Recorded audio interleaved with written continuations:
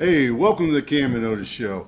On this episode, part two, because I had some technical problems earlier in the week, we are revisiting to actually do the episode with Lisa Rosenthal, founder and CEO of Mayvin, which is really a cool company, and I'm excited to get into it. There's several things that I'm ready to jump into. And my number one thing I want to jump into is what the heck you doing being fun and having fun things as a DOD contractor? Well, that's supposed to be stuffed shirt, no fun, all serious. What's going on with Mayvin and how are you doing that? Hey, if I'm spending 40 to 50 hours a week with people, I better like them. That's a lot of quality time with a lot of different people, and you have to like what you're doing and the people you're doing it with. I think that's the biggest reason my business partner and I started the company. We get to do things we care about with people we actually care about. So what happened? Then there must have been like, pardon me, a catalyst or something like that, or that job or that boss. What was it that you said, all right, let's go, this is stupid? There's always a good story, right? This one is probably best told over martinis, which is incidentally how Mayvin was started, over martinis. But it was, I had a boss that kind of said, hey, you're nothing but a young woman without military experience. And the lowest ranking I'd ever received on a performance evaluation was entrepreneurship, and I keep it posted in my office still today, and it was the lowest ranking. Now Mayvin today is about a $75 million a year company. So I think we've done okay with the entrepreneurship thing now. Did you see There's been a lot of bumps. Did you see it as a challenge? I mean, was it like a poke in the chest? You ain't good enough, you ain't smart enough thing, and you wanted to show them, or what? I would bet there's a little bit of ego in there if I was being honest. Absolutely. How did you, or take us through a little bit of that martini meeting then, because I definitely have had at least 2 business ventures born out of either beers or whiskeys. So take us through that a little bit and how you moved from the idea stage with the martinis, which is a great time, and we've all been there. But then the next morning when you write the business plan is a little bit trickier. So take us through that. Yeah, well, martinis make me think I can do anything. And the funny thing is I'm not even a martini drinker. So that's probably why this happened, right? So I called a few of the smartest people I knew that I'd been working with and said, hey guys, let's go meet for drinks. And it turned out to be at a Bennigan's that's now closed, in a place I typically wouldn't even go to, and said, hey, I think we should quit our jobs, go to a salary of zero, and start a company. And my still business partner, Victor, looked at me and he said, well, Lisa, you have no idea how to be management. You've never run a company. You've never written a proposal. And, well, you don't have any money. I'm like, yeah. We'll figure it out. He's like, let me rephrase. You don't have any money. I'm like, we'll figure it out. We have Google. We have people that we trust, and we know how to talk to people. We'll be fine. No kidding. 6 months later, we quit our jobs, went to a salary of zero, started a company. And it was, looking back, the wildest ride you could have ever had. And I don't know what I've told myself back then other than, what are you thinking? A lot of those nights where you question that step, I'm sure, when you think about the credit card statement and the bank account, right? We took $0 out. So Mayvin has always been a zero debt firm from day one. So it was slightly terrifying. And throw in, I got divorced in my first 6 months of running a company. So not only did I quit my very well-paying job, went to a salary of zero, started a firm that I had no idea what I was doing, but I also ended up single and moving across the country to help support our first client. So, which we still have today, and I'll be going to visit tomorrow. Why DOD? Was that the comfort zone? Did you have I can make this thing solve this or whatever? Why DOD in that area? I'm passionate about it. My intention when I was growing up, I always wanted to be a lawyer. My intention was to be an environmental lawyer. In my undergraduate degree, environmental science, political science. And my statistics professor in college called me in after class one day, and I thought he was going to throw me out, but he instead said, young lady, I'm going to hire you. I'm I'm like, what? And I thought he was throwing me out, my scholarship. He's like, you don't show up on time, your clothes are questionable, you have an attitude problem. But in 2 weeks, you're starting working for me as a congressional liaison supporting space and missile programs. So I was 19 years old, and this professor, Dr. G. Mignogno, turned out was the COO of a company named Answer. Y'all may have heard of it. Amazing company still, but my first job was there, and I met and fell in love with the whole concept of the soldier, the airman, the seaman. Like, it was an unbelievable. The moment I understood what national security was, there was no way I could do anything that didn't involve national security. So you mentioned studying or wanting to be an environmental lawyer and studying political science. That sounds like a pretty strong why already coming in. So how did that mesh with that? Because those might sound like they're coming from two conflicting areas, or how did you put those two whys together? Well, I don't do anything with the political or environmental anymore. I mean, we obviously do the normal check the box stuff, but everybody has this whole sustainability mission. I'm a government contractor. I'm not making anything. I'm 100% services based. So it was, but what are you passionate about? And it turns out, I think most people who come to Washington, D.C., and I went to college at American University in D.C., we come with a set of political ideals, and we believe in the government. And I think that's the impetus for me, and it is for Victor as well, as we believe in America and what she stands for. And to have the opportunity to work with the men and women that protect and ensure and preserve those ideals, it's the stuff that gives you the tingles and makes you get out of bed in the morning. And you get to work with other people who have those same ideals. We're never going to get mega rich doing this work, but you go to bed feeling okay with yourself. I mean, if we wanted to be the bazillionaires, we'd be in Chicago, we'd be in New York, we'd be in LA. But we do it because I think we all love what we do. Yeah. When you talk about the environmental side, was that something that like evolved into this? Because I think that's what a lot of people as entrepreneurs go through, is that they have this passion of going to, Dad, you always use the joke of save the turtles, and then they get there, they're like, okay, I've worked at this government agency for 3 years, we haven't saved any turtles, might as well go start a business that saves turtles. Was it that type of a thing where you were applying there, or was that just a whole change of heart? Or change of heart's not the right word, but No, I mean, that's always been a part of it. That was just my education. And it's when people go to college, I think they go for ideals as well. And then they realize they actually have to make money. So I mean, I'd like to not spend my entire life eating ramen noodles.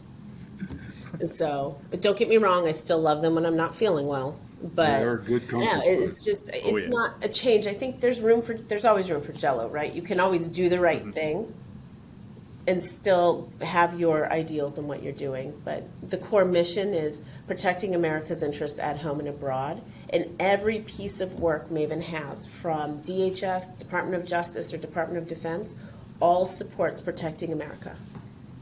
So when you and Victor did the high five over the martini and said, let's go, sort of thing, did you put together a plan, or did you go, there's a contract thing that I heard about over here, let's bid on it?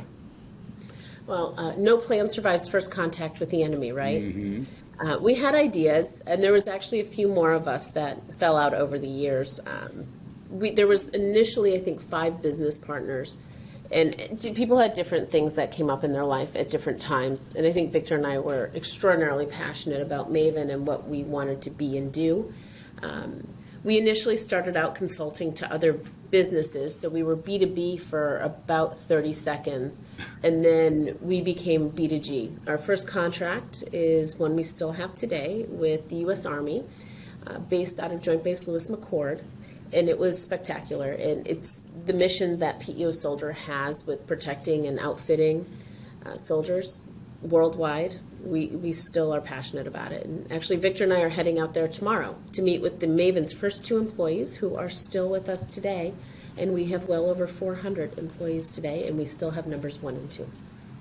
Now that's a testament to doing something right, because either that or being 4 people, you and Victor, and those 2 employees being the hardest headed folks that could ever be. Oh yeah. But maybe that's part of it.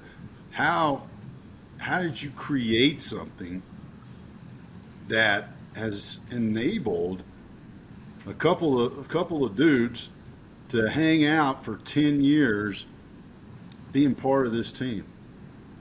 Well, with those guys, they believe in the mission as well. Brian and Kate, they have an agreement with us. They said, listen, we'll be the lowest maintenance employees y'all have, but here's the deal. You'll come out here once a year. We're going to choose the most expensive restaurant we can find. You're going to spend the evening. We're going to order as much food and drink as we possibly can, and you're going to enjoy it. And then you can go away the next day, and we'll see you the next year.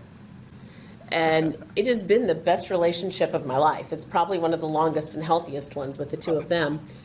But yeah, that's for real. And the mission with PEO Soldier, you can't go wrong. Like, the leadership and management at Soldier has been consistent for 14 years. And their service there has been amazing. And they've been able to adapt and evolve to the changing political and military landscape of Soldier. If you don't mind, just give us a little. What is PEO Soldiers for our listeners? I know what it is, but most people don't. Mm-hmm. Yeah, Camden doesn't. Oh, sorry.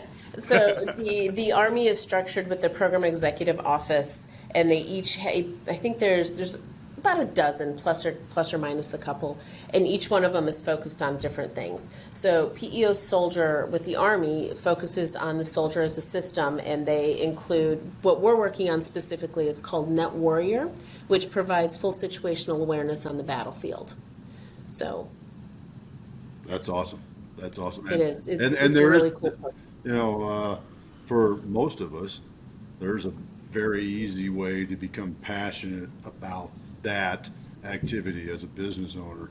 And there's a lot of people, some of them are veterans, but probably just as many, because I have a lot of friends who are just as passionate about that sort of thing, to make sure that Joe out on the front line has the latest and greatest, that he can be safe and do his job most effectively and efficiently with this piece of whatever that piece of kit or technology is.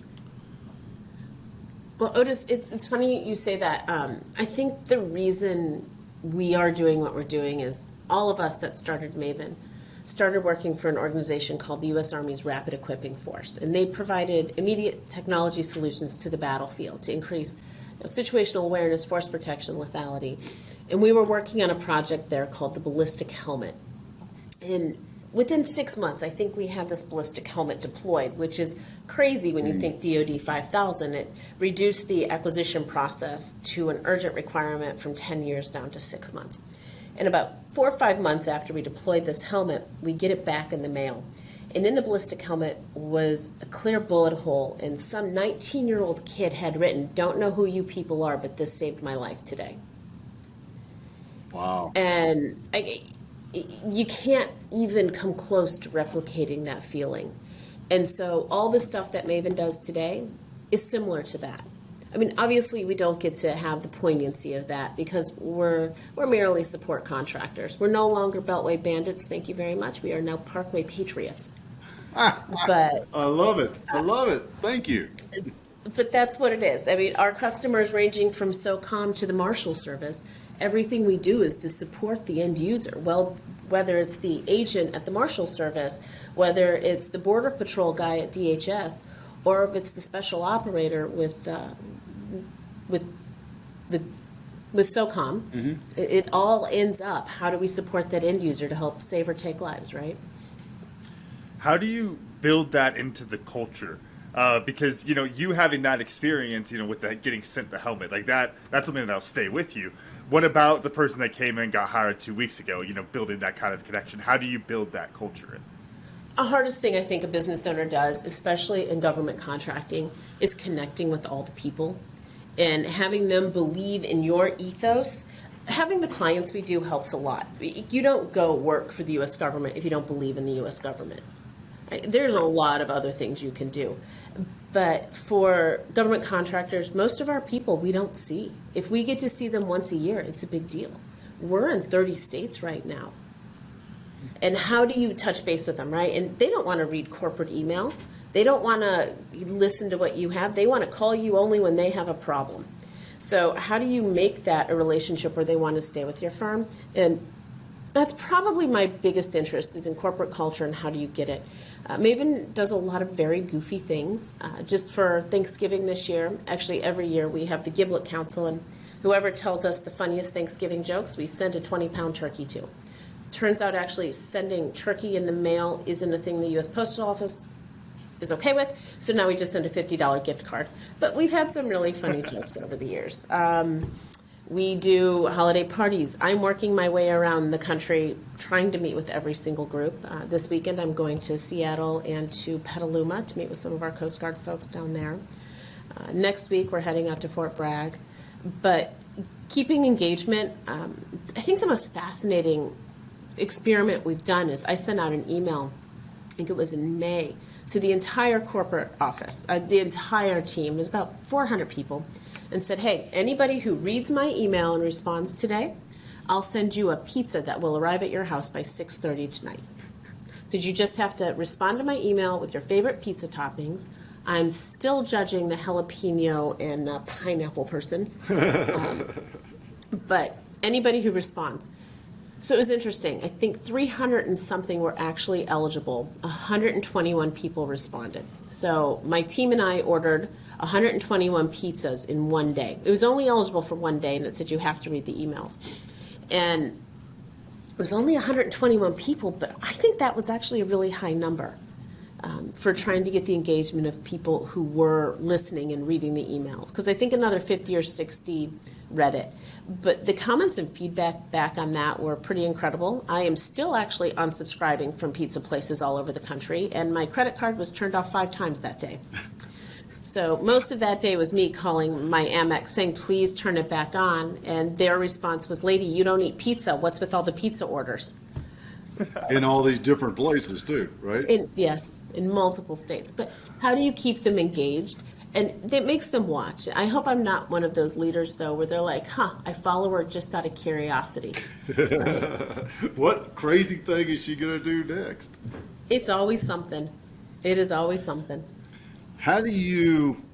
Because one of the things I saw when I was in the DoD contracting space with probably 50-60% of the companies is they chase every shiny object, particularly when they're in that lower end, 4 to 5 million. They're just in revenue, just getting started. How do you keep that reined in? Because I'm sure when you have this kind of people that you're describing that are excited, they have great ideas, they see opportunity. You probably get 4 or 5 of them at minimum a day that come down to your office and go, hey, Lisa, what if we did X? I have a healthy respect for my time away from work. I don't want anybody here working 60 hours a week. We're doing something wrong if everybody in this company is working 60 hours a week. You have to very carefully choose what you're doing. We had a killer year 2 years ago.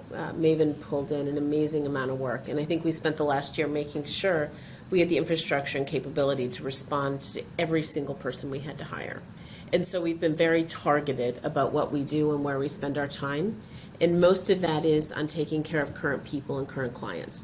A far second is acquiring new clients. That's what the next year is going to be about. The next year is going to be hardcore growth. Because when you have the first year of COVID, I had the very unpopular idea of we're still an in-person office because most of our clients were in person. So if they're in person, we're in person. I actually didn't lose anybody.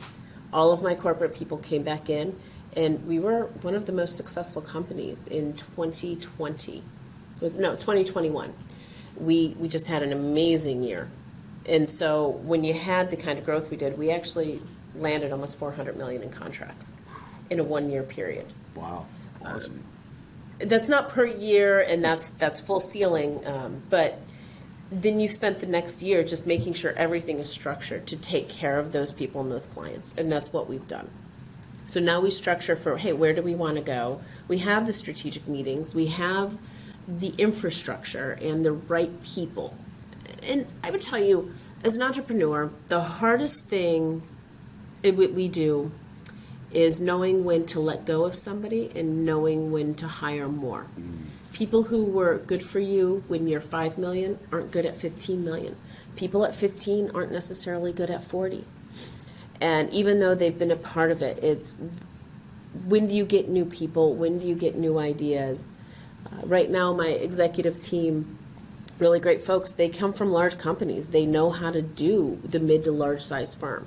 And so we've had to do a lot of staff changes, not because the last ones were bad or even mediocre. It's just their specialty was in smaller firms where they could provide that more one-on-one support. How do you get to the next one? How do you get to the next level? And I evaluate myself all the time saying, hey, am I the right CEO for Mayvin, even though it's, 74% me, right? I own 74% of the firm. Victor has 26. But what's right for the firm? Because it's not necessarily about what's right for me. And I feel like I'm still doing all right. And with the staff I have, I promise you, they would very quickly tell me if they were not okay with me anymore. So, what's a warning sign that you saw that you wound up going, okay, no, I can keep doing this, but something that came up that you were like, okay, maybe it's time for me to move on? Because something we talk about all the time on the show is the entrepreneur, the founder, and then coming to terms with the fact that maybe they're not the best long-term CEO for their baby. So that's a tough thing to go through. What's like a warning sign you had for that? So I still think I'm the right person. And so something happened last year. I was offered a lot of money to walk away from Mayvin, like the kind of money that you can't even fathom. And okay, I'm still having a little tear in my eye for saying no. And I knew I was going to say no, right? And but one of my senior guys who knew about it came into my office and said, he's like, I can't believe I'm saying this because I would walk away with 7 digits. He said, I don't want you to do it. He said, I don't want you to take this offer. He said, I think we've created something special here, and I think we can do something with it. And this guy's a capitalist. And he said, no, I think we double down and just go for it. And I think there was probably a lot of whiskey in the next few nights when I called back and said, I'm sorry, guys, it's not right for us. But it was the feeling I had that day when my senior staff all came in and said, hey, Lise, this is what we want to do. Like, we believe in what we've created here. It's so unique. It's so unusual. So, how did you, what was it like that next month? Because that sounds to me like the startup bug. And to get that after already being in business sounds like it would be a pretty cool thing. That's something I haven't experienced. So what was it like in that next month or so? Because it seems like that fire would be completely lit again. It was. It's we doubled down. We really said, all right, guys, how do we structure it? Took them all on an offsite and said, where do we need to go from here? So I brought some of my senior folks together and said, what do we need to do? We just said no to the lottery number. And as it turns out, I don't think any of us were in it for the money. We were in it for the ideals. My car's still a 2012 beat-up 4Runner, which I love. It's not a fancy Maserati, but I could have been driving a whole fleet of Maseratis. So, sigh. You only need one. Right, that's it. And there's some interesting lessons, I'm sure, in this, and we've touched a little bit about it. In that, you start off with 5 partners, 5 people can get a lot done, right? Yep. Also, there's a lot of splitting the revenue with 5 people too, so you got to get a lot done because you ain't getting much in the bank. But when you start to grow, and you realize that whether it's those 5 people then, or the 400 now, and you really need 420. How do you, can you share a little bit about I'll just cut to the chase, the hiring process to make sure that we get the right fit in, and it's not, man, this dude's got all these skills and certifications. That's the one. How do you do that? How do y'all do that? What's y'all's process, if you don't mind? Wow, that is a triple-edged sword question, I think. Everybody gets it wrong. Everybody gets it wrong sometimes, right? It's careful to hire, quick to fire. Because these are people's lives. You don't want to bring somebody on and give them this opportunity and then say, nope, sorry, wrong, good luck, bye-bye. Because these are lives and people with families. Couple things. My good chunk of our leadership team comes from Special Forces. And they help design and develop what we call behavioral interviewing, where we really put them through the ringer to make sure that they're a cultural fit. I contend that I can teach most skills. I can't teach drive, I can't teach integrity, and I can't teach personality. Those are the only three things I can't teach. I can put somebody in a class to do anything else, but if they have those three, I can find a way to get them there, usually. The behavioral interviewing has been very helpful. I'm going to give a call out to my executive coach, Kurt Andre. We have him do a personality assessment and evaluation when it's a senior level staff member to see what his thoughts are. Annoyingly, he's been right every time. It ticks me off to no end. I'm like, no, this person is great. You're wrong. You're wrong. And each time Kurt's like, I give it 6 months before you're calling me saying, what do I do with this jerk? And every single time he's been right. It's a little annoying, but it's, foster people, give them opportunities. Mayvin has $5,000 tuition and education benefit for every single employee. Whether it's somebody who makes $25,000 a year or $200,000 a year, they all have the same benefit of growth and education. I would tell you, Mayvin is a learning organization. I am always in some type of class or another.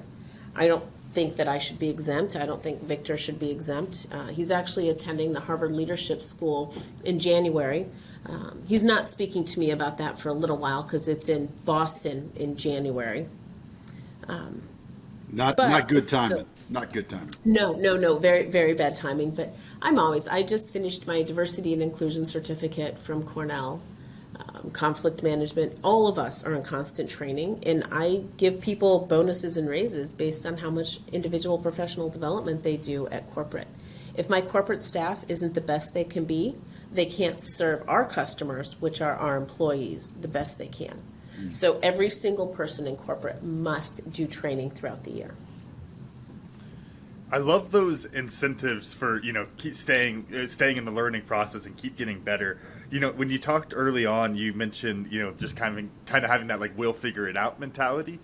Have you had any issue with what I would call like plateauing in productivity while working in the learning process? Like somebody comes to you like, hey, I need this on my desk Monday, and they're like, I don't know how to do that.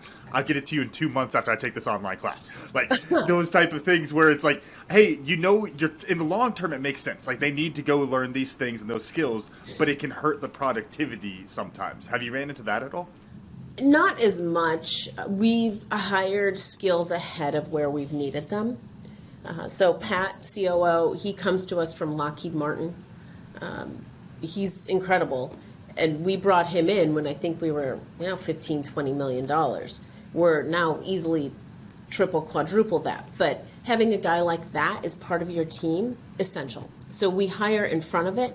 And all of us in the leadership team believe it's important to mentor, train, and grow everybody beneath us. We all should be able to take a vacation and not stress about the job not getting done. Oh yeah.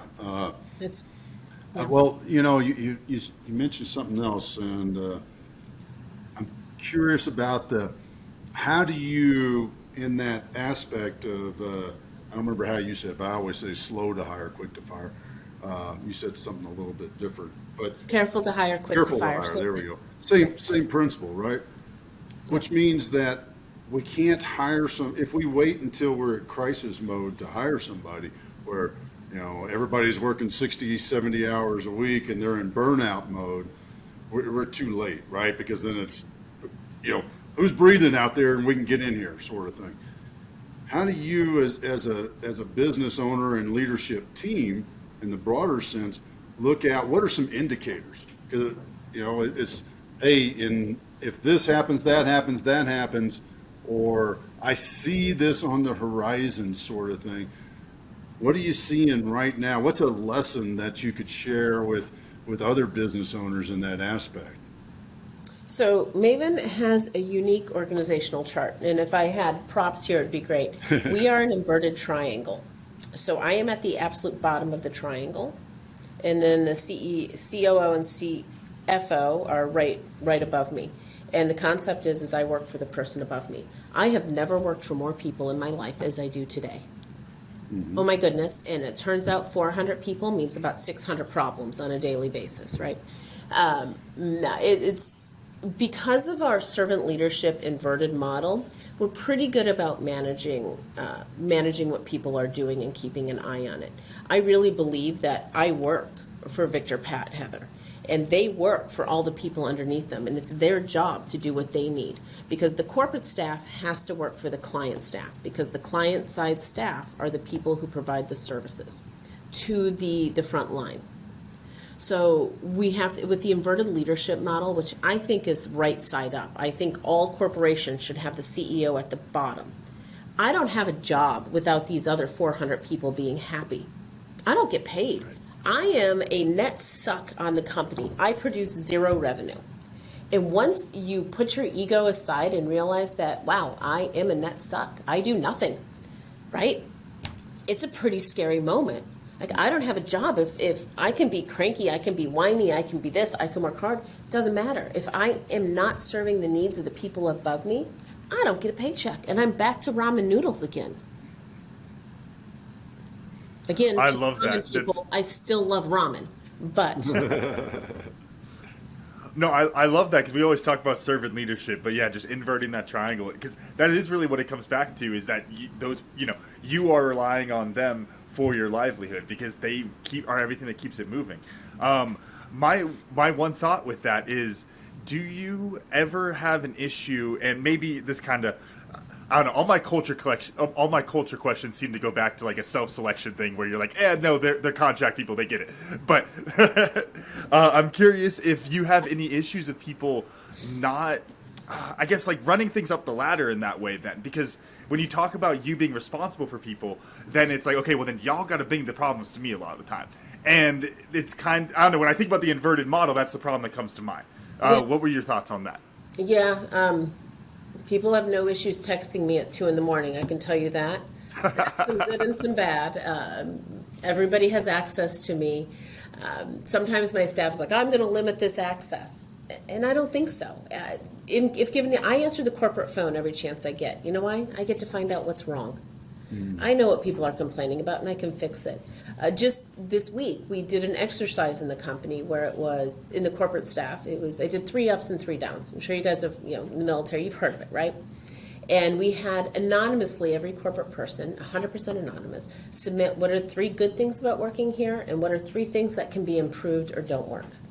And there were some interesting moments in there to see, right? It's like, is that really what people are thinking?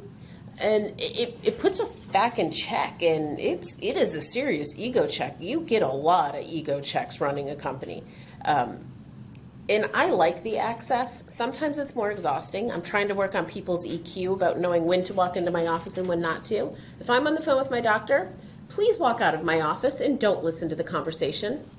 But that open access is sometimes difficult, but usually I can fix problems if I hear about them. I'm the only one who has to worry about my bottom line. I'm not a giant shareholder. I don't have a board of directors that I'm accountable to. I don't have a stock market that I'm accountable to. I have my own conscience. I have Victor and his conscience and his family that I'm accountable to. And I can make decisions that are for the good of the people, not for the good of my pocketbook. I believe if you follow the vision, the money will come. And you treat people right, and it's amazing what happens. Do the right thing. It's what it is. I have 1,000 quotes about this, right? Do the right thing, no matter who's looking, right? But if somebody's struggling, you have to find out about it. Just recently, I had met with her in passing, and we were just talking, and her house had flooded, and her dog ran away all within 48 hours. Not a big deal, but within the week, we set her up with a spa day appointment. Right? And it's nothing. It's not going to bring Fido back. It's not going to stop the flooding in the house. But just to let somebody know that you're listening matters. You care about them as a human. It cares. Right. And she was like, what are you doing? Did you really just send me a massage in the mail? Like, yeah, absolutely. Out of anybody in the world who needs it right now, it's you. Right? Take it. But being able to have where we're just accountable to Victor and I and our ideals in our belief system, I like hearing about it from people because I can help fix things. I can make them better. Let's But you're also in 30 states, like you said. Yeah. So how you make sure the right people are getting the massages at the right place and everything going on with that when everyone loses their dogs. Look closely. Do you see the bags under my eyes? You can see them. No, Makeup's no, not- I do not.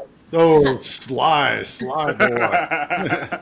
No, it's hiring the right people, right? It's the behavioral interviewing. It's having people like Pat. It's having my ops staff, Slappy and Kurt and Will and Tony.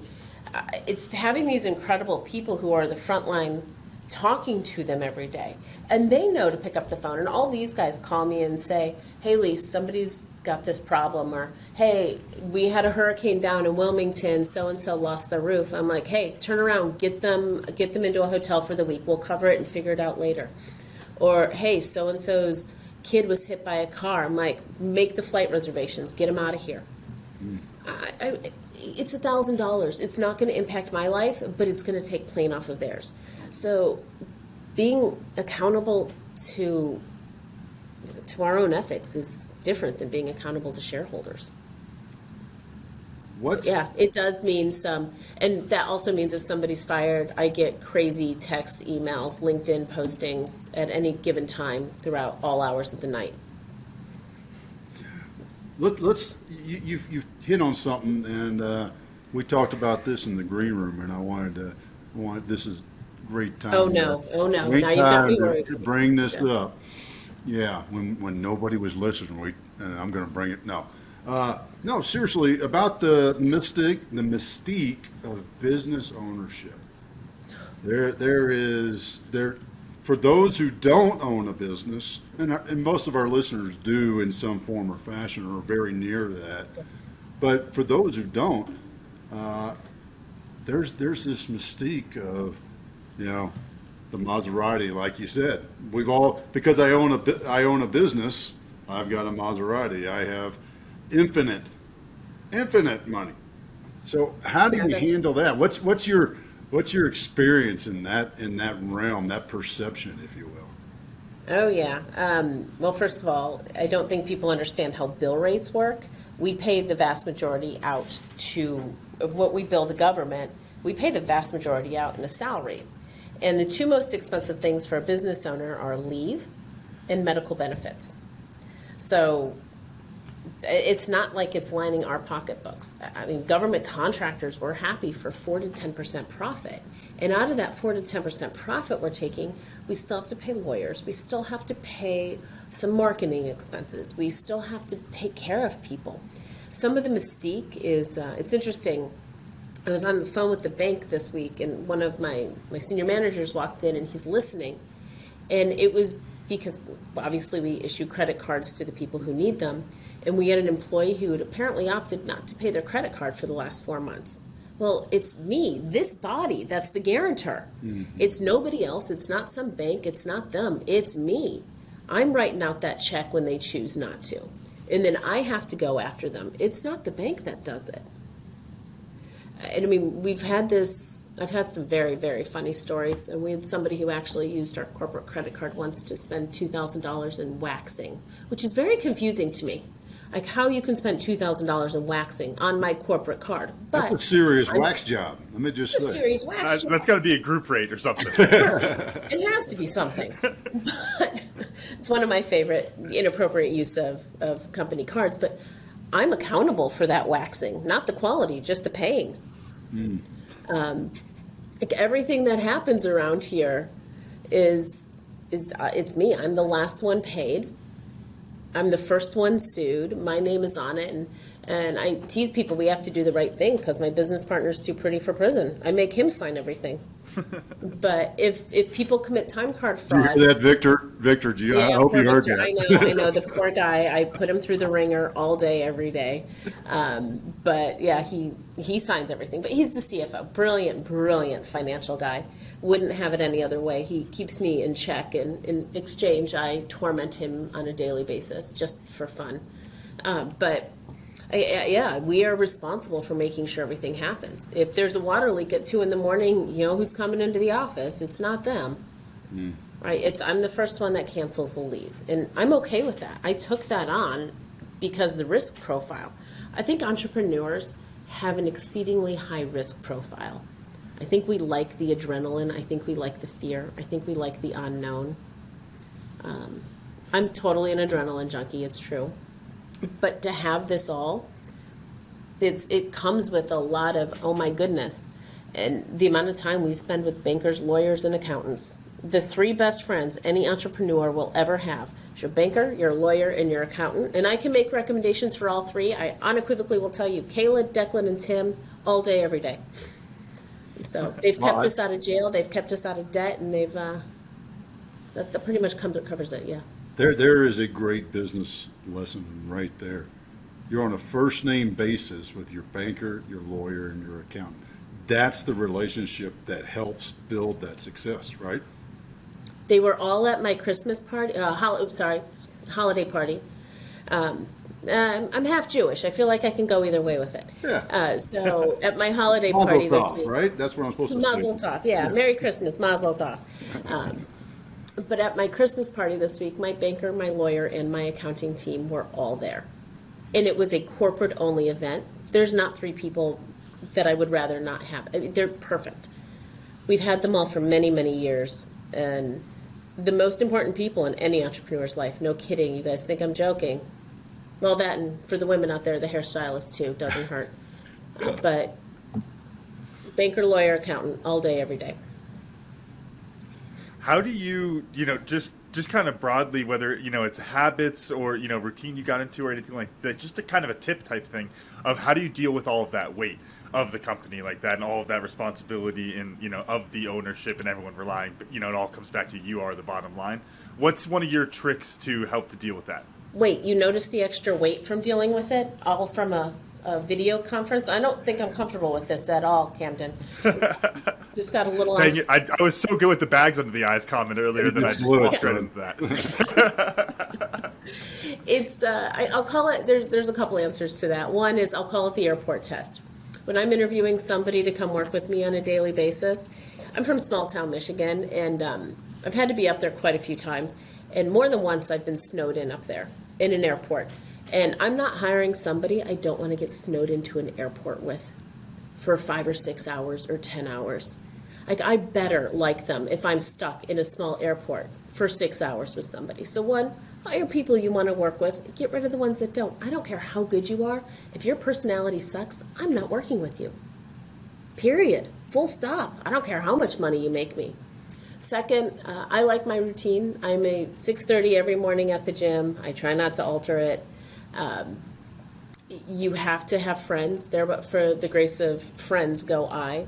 My significant other is amazing. He helps deal with a lot of my crazy. Like he hears every crazy story that goes on. And sometimes it's have another glass of wine, dear. Some days it's have another bottle of wine, dear. It just depends on the day, right? But you surround yourself with amazing people, and life is so much better. And you can't forget those. I think entrepreneurs, when we start companies, we're myopically, exclusively focused on the success of the company. And it's transactional. Must do this to get this, must do this to get this. It's not that. You have to focus on yourself just as much. I was in the gym about 2 years ago, and I'm in the bathroom at the gym, right? We're getting more awkward. We're talking about apparently my weight in bathroom, right? But so at the gym, there's this sign on the door, and it said, 60 minutes is 4% of your day. Right?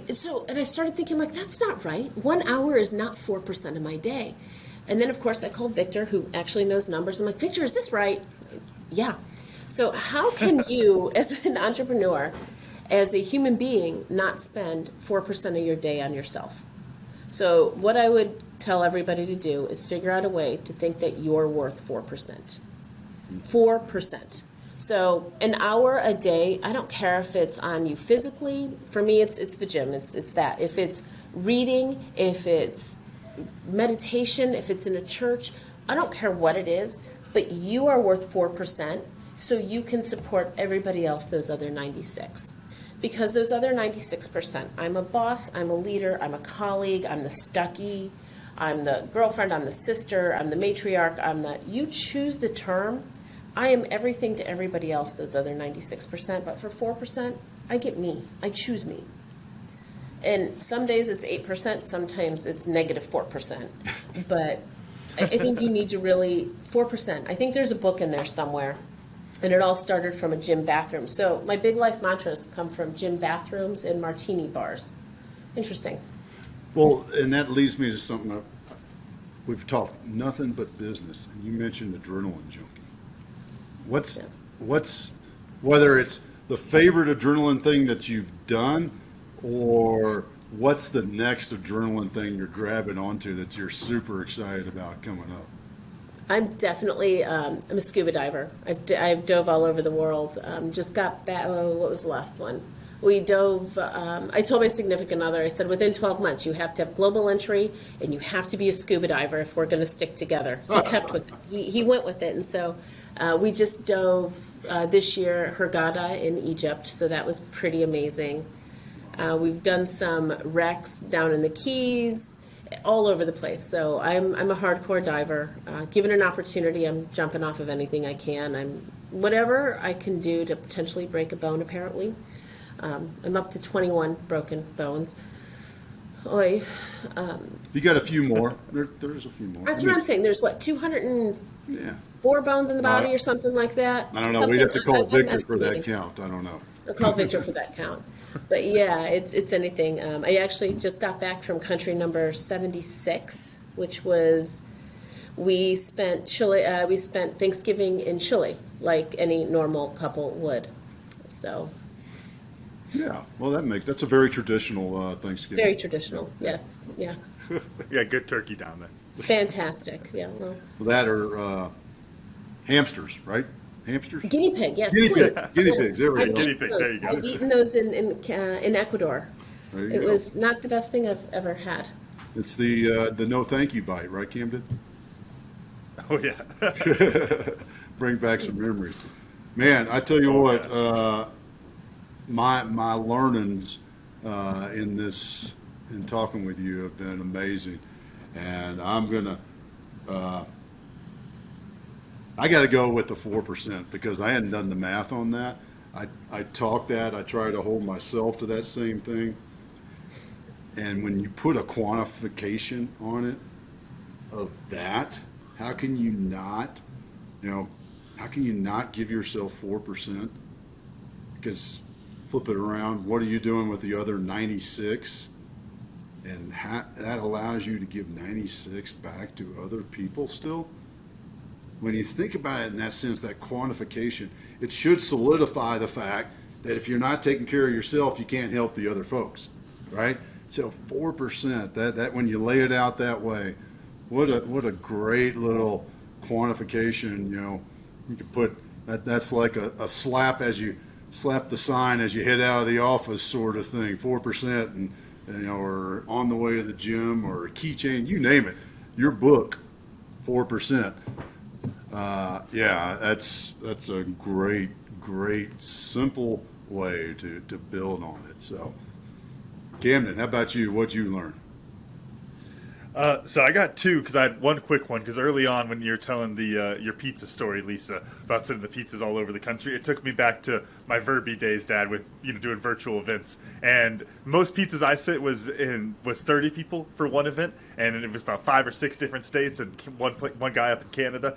But that was going crazy. I couldn't imagine going to hundreds. So maybe it's a good thing that I'm not in that business anymore because that would get me going gray. And yeah, that's not a fun time. But the other thing was you said the 2 different things. One, being snowed in an airport, and then 2, you're spending 40 to 50 hours a week with somebody. You better like them. And whichever example you choose to move forward with, that is such an important thing. That it's like you got to make sure you like those people because you're spending so much time with them. Awesome. Lisa, how about you? What'd you learn? So this has been a rough week at Mayvin because we've had holiday parties, it was bonuses going out, we're traveling to, I think, 6 different states and lots of government meetings. And I think talking to you guys reminded me how amazing my leadership team is. We're allowed to fight, we're allowed to scream at each other, we're allowed to get frustrated. At the end of the day, how much I actually really like them, and that I'm blessed and honored to be able to spend my 40 to 50 hours with them. It just reminds me how lucky I actually am, and to have been careful about selecting everybody. And that careful hiring process has really paid off, and I owe them a lot of thank yous. That's great. That's great. Yeah. Sometimes that slowdown and realization of, wow. Yeah, good deal. So how do folks find you? What's going on with Mayvin? See what you got going. What's the next adrenaline trip that you got going next? I haven't picked that out yet, but I'm sure it'll come up randomly. But because I book about 2 weeks out, I'm like, oh my God, I've had it. I'm done. We're out of here. We're heading off to go cliff jumping in Croatia, right? And who knows what's going to pop up. But I can be found on LinkedIn. I'm probably the worst social media person ever, so I apologize. I don't have the Facebook or the Instagram, or I don't know what the other ones are called. But I'm always available via LinkedIn. You can find me. I respond to most messages, unless, of course, you're, a wealth advisor or a real estate agent, because the number of those that try to connect in with me Don't are forget amazing. a franchisor. If somebody wants you to Franchise, buy- yes, I get a lot of those too, Yeah. but I'm always available on LinkedIn. Love meeting emerging entrepreneurs and existing entrepreneurs, sharing each other's pain and excitement. It's so great. I love sharing in people's wins and how to figure out how to change the losses. One of my best friends actually randomly texted me a year and a half ago on LinkedIn. He said, hey, I heard about you, and now we're the best of friends. And it came from a LinkedIn thing saying, hey, I've heard about you. And I'm like, what? Are you a creepy stalker? Turns out he's actually just a great entrepreneur who had some questions. So I encourage that all day long. Come join the craziness at Mayvin. We're always hiring. I think I have quite a few positions open all over the country, a lot of different skill sets. That's Would awesome. love it if you came and joined this. Great. Well, thank you so much, Lisa. This has been phenomenal in the business lessons and life lessons. Yeah, we really appreciate you taking some time out of that busy schedule today. No, I appreciate you guys. I couldn't thank you enough for this. You made it easy. I appreciate you not. I hope you edit out any part where I sounded too stupid or mundane, but I appreciate you guys and how hard you're working. I love listening to your podcast every week. It's fantastic. Thank you. Camden, run us out. All right. Thank y'all for listening to the Cam Otis Show, and a special thanks to our guest, Lisa Rosenthal, for joining us today. If you enjoyed today's episode, make sure to pass it along to someone else so they can enjoy it too. Follow the Cam Otis Show on Facebook and Instagram. Full videos of our show are available on YouTube, and the full archive of our episodes is available at www.camandotisshow.com. Thanks again, and we'll see y'all next time.